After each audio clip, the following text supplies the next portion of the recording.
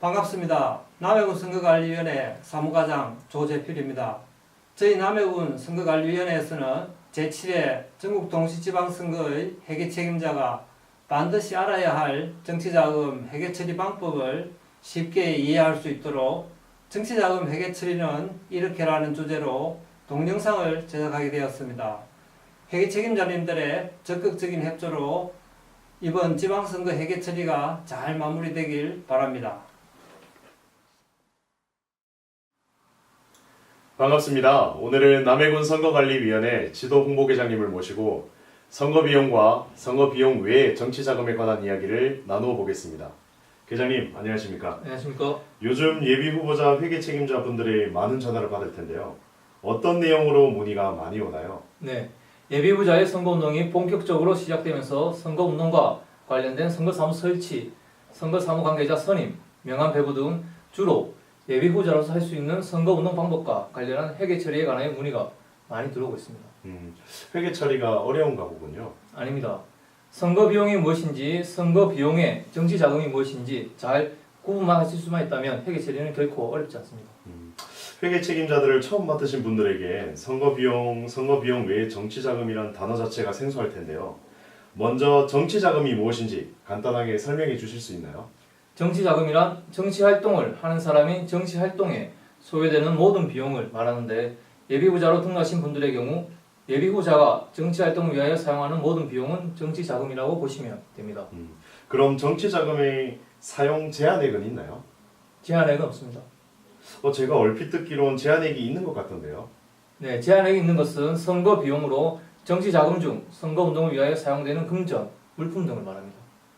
그럼 선거 비용인 것과 선거 비용 이외의 정치자금을 쉽게 구분할 수 있는 방법은 없을까요?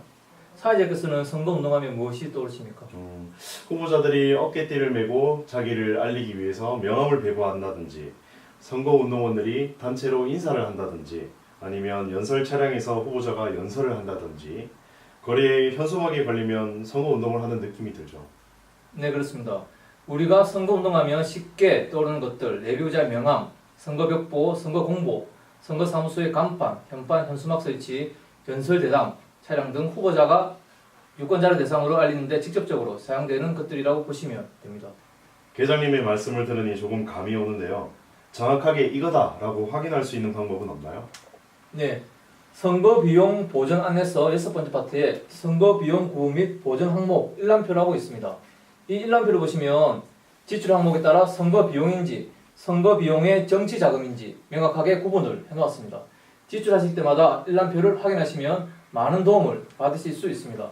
그래도 이해가 안 되신 분들은 언제든지 우리 남해군 선거관리위원회 055-864-1390으로 문의 주시면 감사하겠습니다. 일람표만 잘 익히면 선거비용과 선거비용 외의 정치자금으로 구분하는 것은 어렵지 않겠군요. 네, 그렇습니다. 걔는 무슨 말씀이세요? 우리가 선거운동하기도 바빠 죽겠는데 그 책 하나하나 찾아서 언제 확인합니까? 저는 한꺼번에 모아가지고 시간 날 때 다 정리할 겁니다. 절대 그러시면 안 됩니다. 선거비용과 선거비용 외 정치자금을 구분하지 않고 계획성 없이 사용하시다 보면 제한된 선거비용을 초과하실 수도 있고 회계 보고가 누락된다든지 적법한 영수증 등을 못 챙기셔서 보전받으시는데 불이익을 받으실 수도 있습니다. 저는 그런 거 몰라요. 회계 책임자님께 좀 전에 말씀드린 내용으로 300만 원 이상의 벌금을 받게 되시면 후보자님께서 당선 무효가 되시니 바쁘시더라도 말씀드린 비용을 잘 구분하셔서 사용하시길 당부 부탁드립니다. 그러면 회계 처리할 때 선거비용과 관련된 것들만 기입하면 되나요? 아닙니다. 예비후보자 및 후보자의 정치활동에 소요된 모든 비용은 회계 처리하셔야 합니다. 그럼 제가 회계 책임자님들을 대신해서 예비 후보자 기간 중 많이 궁금해하실 내용을 몇 가지 여쭈어보겠습니다. 요즘 예비 후보자들의 선거사무소 신고가 많이 들어오는데요. 예비 후보자의 선거사무소의 현수막은 선거비용인가요? 아니면 선거비용 외에 정치자금인가요? 선거비용입니다. 다만 예비후보자의 경우 선거비용으로 보전해 드리진 않습니다. 그럼 선거비용으로 보전받을 수 있는 방법은 없나요? 예비후보자 때 사용하신 현수막을 선거 종료 시까지 계속 사용하신다면 현수막 총 게시일 중에서 선거운동 기간에 대하여 1할로 계산해서 보전해 드리고 있습니다.